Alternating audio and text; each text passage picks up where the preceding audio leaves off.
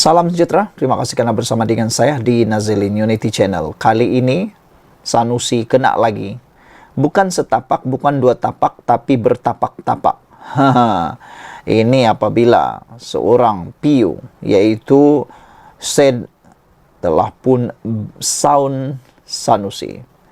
Kalau dah ditegur tapi tak endah juga, tukar sajalah menteri besar ini, kata PU Syed sound Sanusi. Dipetik daripada Harapan Daily.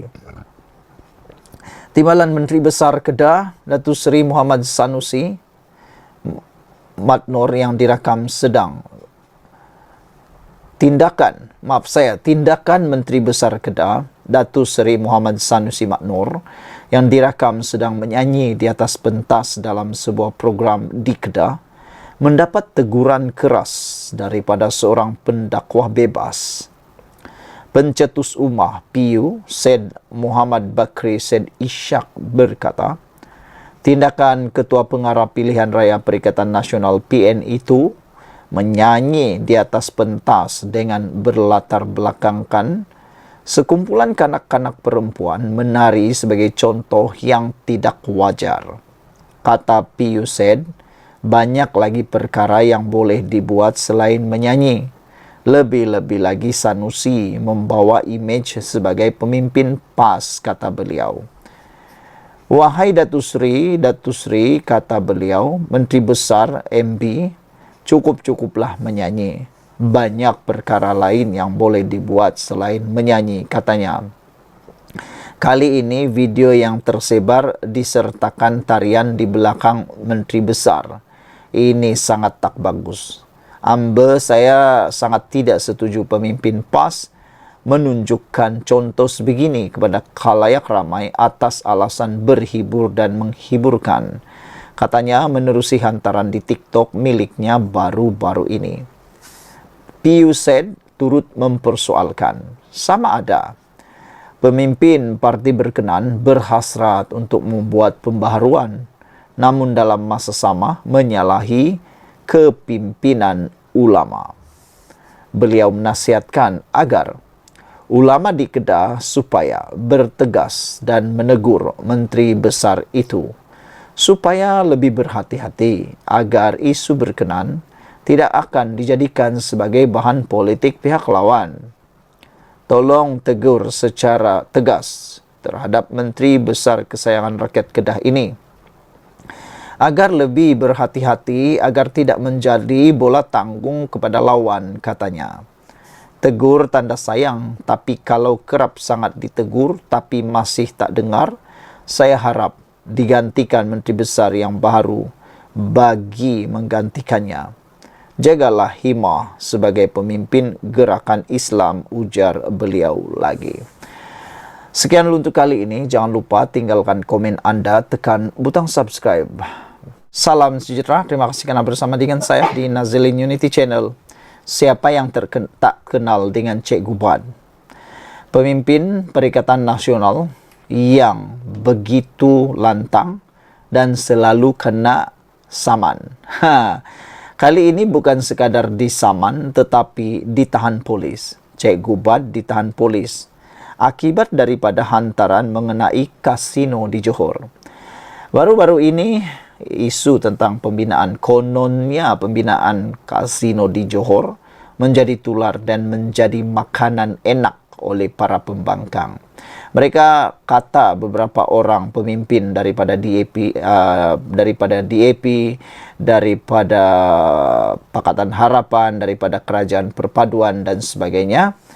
Mereka kata ini kesukaan mereka lah, sebab boleh digunakan isunya, termasuklah dikaitkan dengan agama, bangsa dan sebagainya.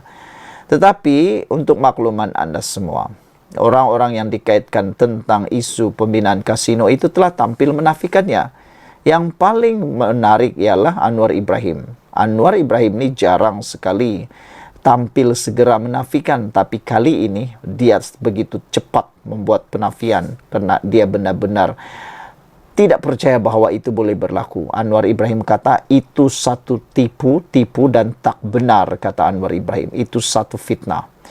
Menteri Besar Johor juga Hafiz Hafiz juga telah pun tampil memberikan penafian. Kata beliau, Johor tidak pernah mau membina kasino. Bahkan Keboduli Yang Maha Mulia di-Pertuan Agong Sultan Ibrahim yang juga adalah Sultan Johor turut mengingatkan supaya tidak membuat kasino di Johor. Dan yang paling kita tunggu-tunggu ialah tycoon yang dikaitkan dengan pembinaan kasino itu, yaitu Vincent Tan dan juga Big Corp, telah tampil juga mengatakan bahawa tiada apa-apa perbincangan. Bahkan mereka mahu supaya Bloomberg yang memaparkan berita laporan itu segera menurunkan laporan itu kerana ianya tidak tepat, kata Big Corp. Tapi ada juga orang yang masih tak segan-segan, tak segan silu, masih menularkan perkara yang sudah dinafikan itu dan telah dikatakan sebagai fitnah. Dan orang antaranya ialah Cikgu Buad yang telah pun ditahan polis akibat hantaran mengenai kasino di Johor. Badrul Hisham Syarin yang lebih dikenali sebagai Cikgu Buad ditahan susulan catatannya berhubung pembukaan kasino di Forest City Johor. Peguamnya Rafiq Rashid Ali berkata Badrul ditahan di IPD Dangwangi untuk disiasat di bawah Akta Hasutan serta Akta Komunikasi dan Multimedia. Lapor media, polis akan memohon perintah reman terhadap aktivis politik itu pagi ini. Bagaimanapun, menerusi satu poster tertulis Solidariti 4 Cikgu Bad, ahli bersatu itu didakwa ditahan di RNR Tapah semalam sebelum dibawa ke IPD Dangwangi.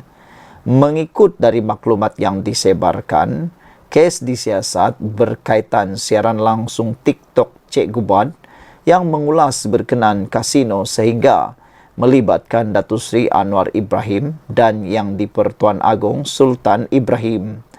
Telefon bimbit dirampas dan kereta Cikgu Bad dibawa oleh polis. Demikian kenyataan pada poster yang dimuat naik pengguna X Suara Anak Muda Official.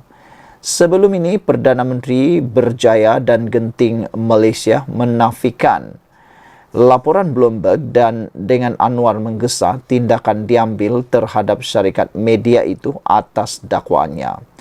Bloomberg melaporkan Anwar menemui pengasas Berjaya Corporation Berhad, Vincent Tan dan CEO kumpulan Genting Lim Kok Teh untuk membincangkan lesen kasino bagi Forest City minggu lalu. Laporan yang memetik sumber itu berkata, pembukaan kasino akan memulihkan projek hartanah bernilai 100 bilion US dollar itu.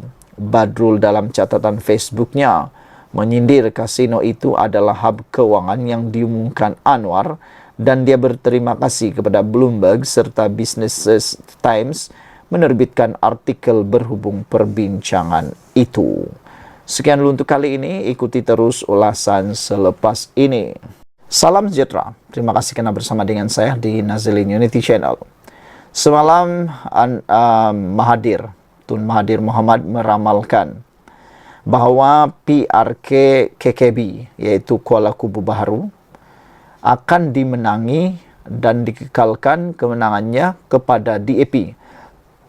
Ramalan Tun Mahathir itu sebenarnya mungkin benar atau mungkin juga tak benar. Tetapi dari mana sudutnya atau dari mana faktornya atau dari mana perkiraan Tun Mahathir atas ramalan itu? Apakah faktornya, apakah perinciannya menjadi tanda tanya ramai orang? Ini apabila ada yang mengandaikan ramalan Tun Mahathir itu ialah satu reverse psychology, ataupun dengan kata lain menyindir secara sinis. Walau bagaimanapun ada juga netizen yang kata bagaimanapun, macam manapun Mahathir menyindir perkara itu, yang pastinya kata netizen memang silap-silap hari bulan DAP akan menang lagi di kawasan tersebut. Dan Perikatan Nasional akan mengalami masa yang memalukan kali pertama tahun ini apabila akan kalah, kata mereka lagi. Saudara-saudara sekalian, ramalan Tun Mahathir sekadar psikologi terbalik menurut Sabudin. Pelbagai pihak tampil memberi reaksi apabila bekas Perdana Menteri Tun Mahathir Mohamad meramalkan calon Pakatan Harapan daripada akan menang dalam PRK Kuala Kubu Baru 11 Mei depan. Beliau adalah paling awal membuat ramalan berkenaan PRK Kuala Kubu Baru itu hanya beberapa jam selepas proses penamaan calon selesai. Bekas Perdana Menteri 2 kali itu meramalkan demikian berdasarkan hakikat bahawa undi Melayu berpecah berbanding pengundi Cina yang solid kepada PHDAP. Jumlah pengundi di situ lebih ramai Melayu daripada Cina, tetapi Melayu berpecah, Cina bersatu, kata Mahathir. Jadi kemungkinan ialah DAP menang, katanya di sebuah majlis hari raya semalam. Walau bagaimanapun, ramai para penyokong DAP mengatakan bahawa parti DAP bukannya hanya dimiliki oleh orang Cina. Parti DAP bukan hanya dianggotai atau ahlinya orang Cina. Kerana sekarang ini dalam parti DAP sudah ada beberapa ahli parlimen orang Melayu dan sudah ramai pemimpin-pemimpin Melayu dalam DAP. Bahkan ramai penyokong-penyokong mula menyokong DAP dalam kalangan orang Melayu. Jadi oleh sebab itulah, mungkin itulah kebenaran yang patut ditelan oleh Tun Mahathir, walaupun ianya reverse psychology, tetapi terbukti besar kemungkinan DAP memang akan menang di KKB. Walaupun ramalan Tun Mahathir itu mungkin ada benarnya sekurang-kurangnya pada ketika ini, namun setelah tempoh kempen berjalan selama 14 hari, pelbagai kemungkinan lain boleh berlaku. Begitupun seperti semua maklum, sejak terpelanting daripada jawatan Perdana Menteri pada tahun 2020 lalu, Tun Mahathir tidak pernah lagi suka kepada PH dan DAP. Dengan itu, ramalannya bahawa PH-DAP kemungkinan besar akan menang bukanlah petanda sokongan. Gambaran keyakinan atau keinginannya mahu DAP atau PH menang di Kuala Kubu Baru. Kalau ditanya baik secara berdepan atau sembunyi-sembunyi, jawapan Tun Mahathir adalah pasti mahu PHDAP yang dibantu UMNO kalah di Kuala Kubu Baru.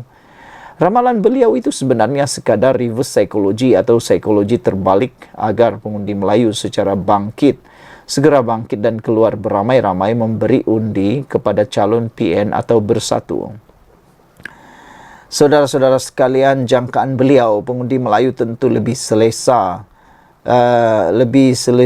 diwakili wakil rakyat Melayu berbanding bangsa lain, terutama di kawasan di mana mereka adalah pengundi majoriti. Dengan ramalannya itu, harapannya tidak lain agar pengundi Melayu yang merupakan majoriti di Kuala Kubu Baru tidak mensia-siakan undi mereka dan keluar beramai-ramai. Berdasarkan hakikat pengundi Melayu agar majoriti, jika peratusan keluar mengundi mereka adalah tinggi, keadaan itu boleh menewaskan pengundi Cina yang bukan majoriti yang didakwanya solid kepada PHDAP itu. Harapan lain di sebalik ramalan itu ialah barangkali Tun Mahathir berharap PN akan segera mengundangnya untuk turut sama berkempen kerana dalam hatinya berasakan beliaulah pejuang Melayu tulen di negara ini. Jika beliau diundang berkempen dan berjaya memusingkan sejumlah pengundi Melayu dan akhirnya calon PN beroleh kemenangan, bererti hidup baliklah nyawa politiknya selepas ini. Yang penting bagi Tun Mahathir melalui kemenangan Perikatan Nasional PN di Kuala Kubu Baru nanti, beliau telah berjaya mencalarkan imej Perdana Menteri ke-10 yang akan digambarkan tidak lagi mendapat kepercayaan rakyat. Tetapi jika calon PHDAP benar-benar menang pula, Tun Mahathir juga sudah sedia dengan jawapannya. Jawapannya, saya dah kata awal-awal lagi. Dia tidak rugi apa-apa. Cuma laba besar dapat dikutipnya jika melalui psikologi terbalik ini, calon PHDAP berjaya dikalahkan pada 11 Mei nanti, sama tarik dengan hari ulang tahun kelahiran UMNO.